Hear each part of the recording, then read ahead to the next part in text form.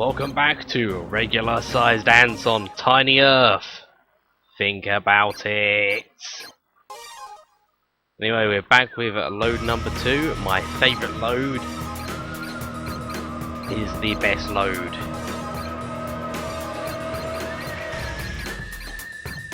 Load number 3 just doesn't have the same sense of style. Anyway, got new guns and stuff and levels and things. Let's read some stuff and do some stuff and things and stuff and stuff. Also, more anthills. That insect problem really did not get sorted, did it? Oh dear. Anyway, here we are at the hill. It's not a hive anymore. So sad. Anyway, you can tell it's a different one because it's in a different place. We've moved from the Tokyo suburbs to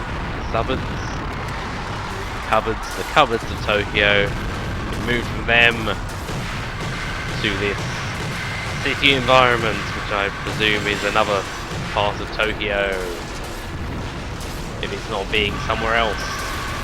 The twist this time is there's a load of mirrored saucers around,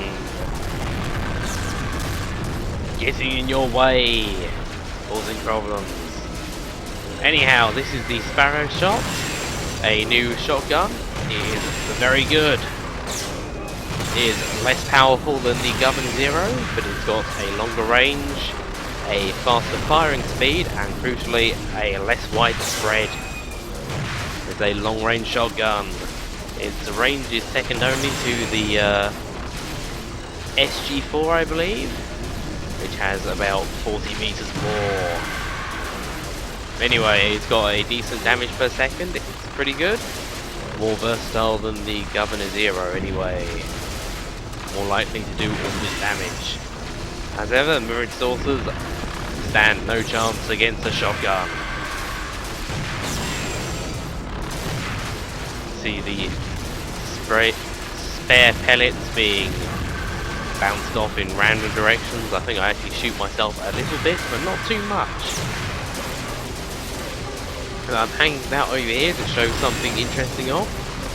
You may think that killing all the mirrored saucers would deal with that, but the hive actually spawns mirrored saucers from the top. The first example of an insect-made structure spawning alien spaceships. It's a little bit silly if you ask me. During a test recording I got a really nice view of them coming out the top. In this recording there's not such a nice view, but you can see them sort of repopulating above it. Anyway, it's definitely more saucers coming our way. Last time an anthill had to be taken down, the Palewing had a chance. It's our turn now. Anyway, a good strategy for taking out the mirrored saucers is to fire rockets at surfaces near them. The splash damage will damage their core without reflecting anything back at you. It's quite nice. Very handy. Good for taking out a few at once. You can also high risk strategy, which I employ a few times. Just shoot your rockets at their core. Anyway, the most efficient way to damage the insect kill, as ever, is to get a fast firing, close range weapon and just get all up in its grill. I move myself up with the Goliath DC.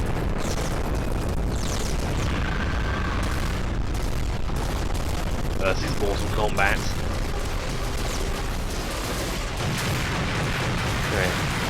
When you're actually playing this, you know when you've done enough damage to the hive to cause it to start falling down a bit, because your controller will start rumbling like crazy. Rumbling like you're playing Rez or something. I don't know, I've never actually played Rez. I assume it involves rumbling.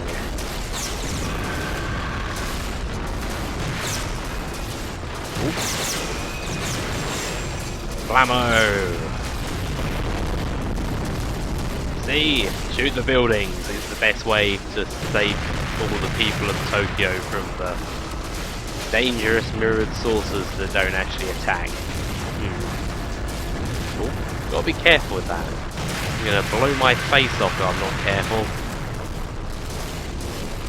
Where the insect hill is beginning to fall down a bit. I believe it's got 2 fall down phases.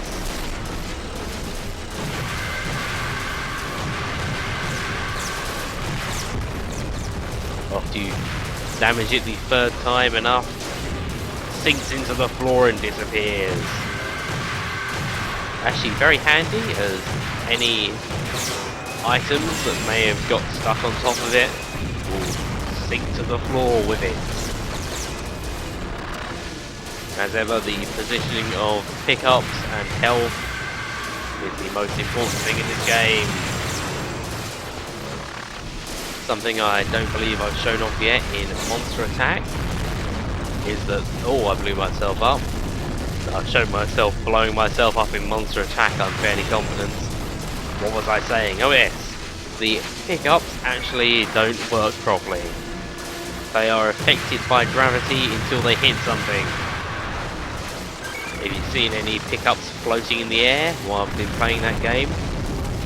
The 50% of you who actually will go on to watch those videos, the nice 50%, the 50% who care. What was I saying? Oh yes. So if you shoot the saucer and it drops an item on top of a building and you blow up the building, in Monster Attack, the pickup will stay in the air as the building crumbles around it. It's not what we want. As I mentioned last time, I really don't like fighting flying ants. It really just necessitates more than usual that you run around in a small circle firing blindly in the air. Nice shots! Take that! Yeah, that's enough of that for the moment. Got yet another mission. Guess who we're playing as? The Pale Wing! But of course. Do we have anything new today? Let's see. Thunder Sniper C. Ooh. Yes, I've unlocked a whole bunch of Thunder Snipers in pretty much the same level. Prelude. Prelude to what, pray tell? I'm not sure actually, the next mission is completely unrelated.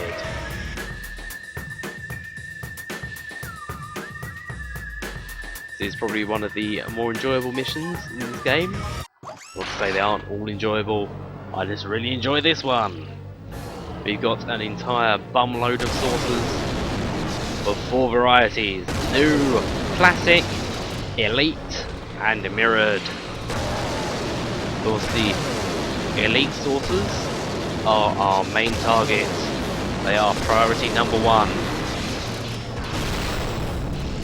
So they have a lot of health and they do a lot of damage.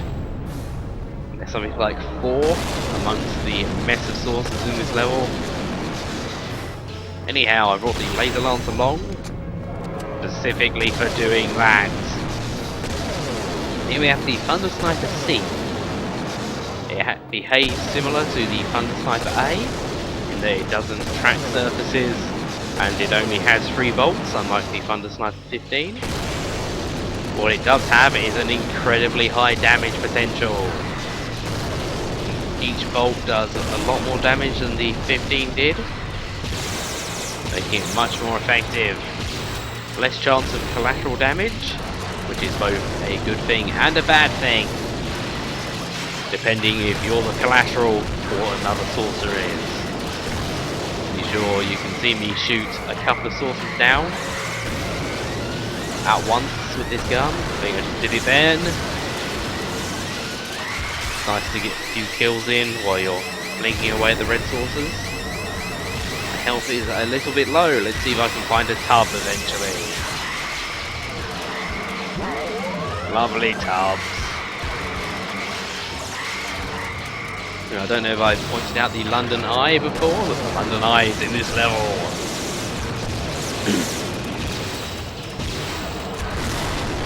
only 3 real landmarks, I'd say, in terms of buildings.